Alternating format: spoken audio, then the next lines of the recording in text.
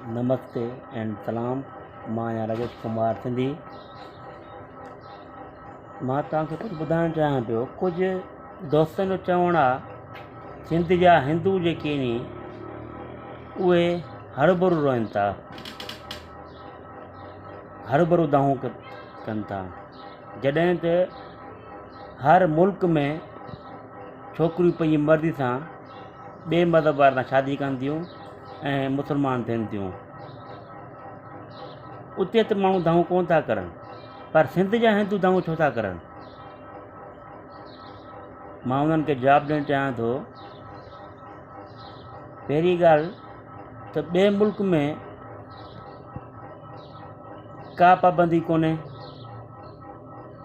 शादी करण जे लाइ ज़रूरी न आहे तुंहिंजो मज़हब बदिलायो वञे। जेकॾहिं को कंहिंसां शादी करणु चाहे थो त पंहिंजे मज़हब में रही करे बि शादी करे सघे थो, कंहिं क़िस्म जी पाबंदी कोन्हे। ऐं ॿियो नंबर, जेकॾहिं शादी करे बि अथी का छोकिरी ॿिए सां त उनखे पूरो अख़्तियार हूंदो आहे त हू तलाक वठी करे वरी पंहिंजे घर वापसि वञी सघे थी, या ॿी शादी करे सघे थी, या पंहिंजे अलॻि को तरीक़े सां पंहिंजो कारोबार करे पंहिंजी ज़िंदगी उहा गुज़ारे सघे थी। उनखे मुकमिल आज़ादी हूंदी आहे, पंहिंजे रिश्तेदारनि सां ॻाल्हाए सघे थी, अंदरि वञी सघे थी, माना उहा कुझु बि करे सघे थी। पर असां वटि ईअं न आहे। असांजो माहौल कुझु बदिलियल आहे, असांजा असूल कुझु अलॻि आहिनि। हिते जेकॾहिं का छोकिरी ख़ुशी सां वञे थी, ज़ोरी वञे थी, अॻुवा थी वञे थी, या वर्गलाए वञे थी, सभिनी जो हशर साॻियो ई हूंदो आहे। सभिनी सां हिकाइजुट थींदी आहे। जेका छोकिरी नासमझी में ख़ुशी सां वञे थी त माना सम्झो उहा वापसि न मोटंदी। उहा हमेशह लाइ माना ईअं सम्झो ॿकरी हुई का विकिणिजी वई, जेका वापसि न ईंदी।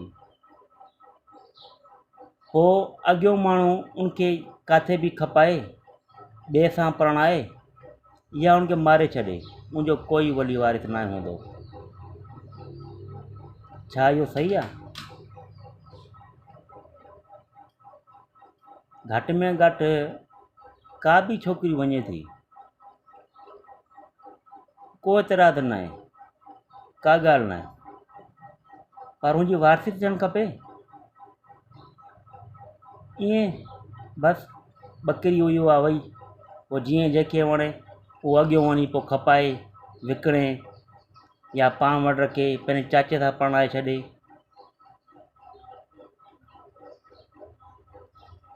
तव्हां पाण हिकु सिंधी क़ौम आहियो।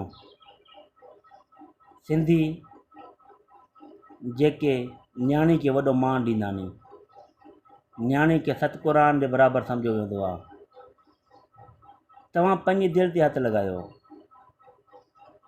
सिर्फ़ु 5 मिंट सोचो। तव्हां 5 मिंट,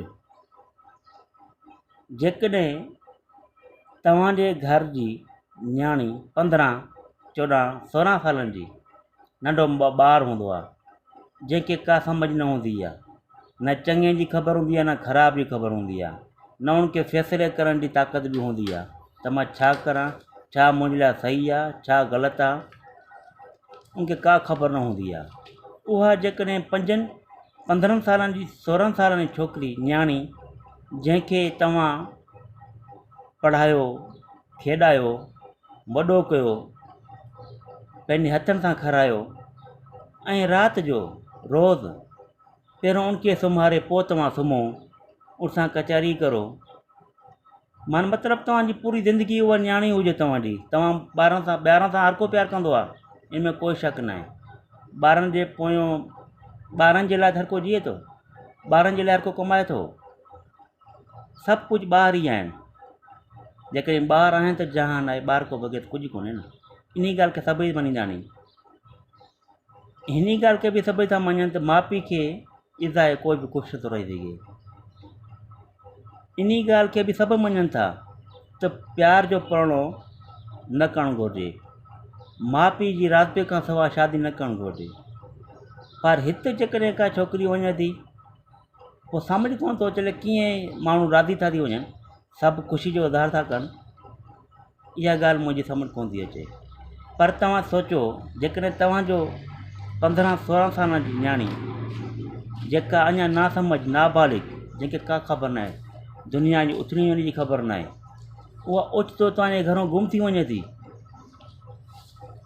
उहा ओचितो गुम थी वञे जंहिंखां बग़ैर तव्हां रही न सघंदा हुजो, जंहिंखां बग़ैर तव्हांखे हिकु मिंट बि मज़ो न ईंदो हुजे, उहा तव्हांजे घरों ओचितो गुम थी वञे थी ऐं तव्हांखे उन सां मिलण न ॾिनो वञे, तव्हांखे ख़बर ई न पवे त उहा ख़ुशी सां वई, अलाए धोखे सां वई, अलाए उन सां फ्रॉड थियो, ऐं मतिलबु उन सां कुझु बि थी सघे थो, तव्हांखे का ख़बर ई न पवे, पोइ तव्हां ते छा गुज़रंदी? तव्हां छा पंहिंजे पाण खे माफ़ु करे सघंदो त बाबा मां पंहिंजी न्याणी खे इंसाफ़ ई न वठी ॾेई सघियुसि, मुंहिंजी न्याणी खे कोई वर्गलाए वियो, अलाए को खणी वियो, ख़बर ई कोन थी पवे। पोइ छा दिलि ते हथु रखी ॾिसो, छा तव्हांखे मज़ो ईंदो? छा तव्हांखे निंड ईंदी? छा तव्हांखे सुकून मिलंदो? केतिरी बि दौलत हुजे, केतिरी बि जाइदाद हुजे, केतिरी बि इज़त हुजे, कुझु बि हुजे इंसान वटि, पर सभु कुझु ॿारनि लाइ आहे। ऐं जंहिंजो ॿारु तकलीफ़ में हुजे, जंहिंजो ॿारु अॻवा थियलु हुजे, का ख़बर न हुजे उहो किथे आहे, कहिड़े हाल में आहे, उन सां कहिड़ो हशर पियो थिए, तव्हां ॿुधायो, तव्हां उन माउ पीउ खे चैन हूंदो? छा उनजा माउ पीउ ख़ुशि हूंदा? तव्हां पाण ॿुधायो त पोइ सिंध जा हिंदू छो न रोईंदा? सिंध जा हिंदू कंहिंखे दहा ॾियनि, किथे फ़रियाद करनि?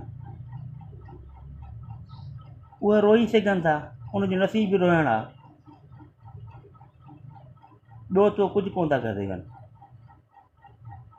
मुंहिंजी नज़र में त सिंधी हिंदू हिकु वाहिद क़ौम आहे, जिथे जहिड़ी दरगाह मिली वञे, जेको मुर्शिद मिली वञे, कंहिं महिल शींहनि सां गॾिनी, कंहिं महिल सचल जे पोइ लॻनी, किथे कलंदर जा पोइ लॻनी, किथे मतिलबु जाका दरबार मिली वञे उते सजदो कंदा आहिनि, उनजी इज़त कंदा आहिनि, रिस्पेक्ट कंदा आहिनि। ऐं उन्हनि सां जे नाइंसाफ़ी थींदी, उन्हनि सां जेकॾहिं नाइंसाफ़ी थींदी उहे छा कंदा? ऐं मां हाणे वधीक कुझु कोन थो चवणु, तव्हां पाण सम्झी सघो था। तव्हां जेकॾहिं वालदेन हो, तव्हांजी का भेण आहे, तव्हांखे धीउ आहे, तव्हां सोचे सघो था त जंहिंजो ॿारु वेंदो आहे उनखे केतिरी तकलीफ़ हूंदी,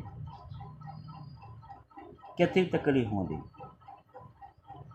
सिंध जो हिंदू बि तंहिं करे रोइजे, तंहिं करे दाहूं करे थो। तव्हां छा था चओ? कुझु दोस्त चवनि था त माना उहे दाहूं बि न करनि, रोइनि बि न, कुंड में वेही करे चुपकड़ी करे वेही रहनि, का फ़रियाद न करनि, का दाद न करनि। छा ईअं थी सघे थो? हिकु मज़लूम माण्हू भले विड़ी न सघंदो, कुझु चई न सघंदो, पर दिलि मां आह ज़रूरु कढंदो आहे, दिलि मां आह ज़रूरु कढंदो आहे, ऐं कंहिंजी न कंहिंजी आह ज़रूरु लॻंदी आहे। ॿियो न अंदरि ई अंदरि में ॿियो ॻाल्हाईंदो, विड़ी न सघंदो पर ॻाल्हाईंदो ज़रूरु, इहा पक जी ॻाल्हि आहे। मां सम्झां थो तव्हां मुंहिंजे चवण जो मतिलबु सम्झी विया हूंदो।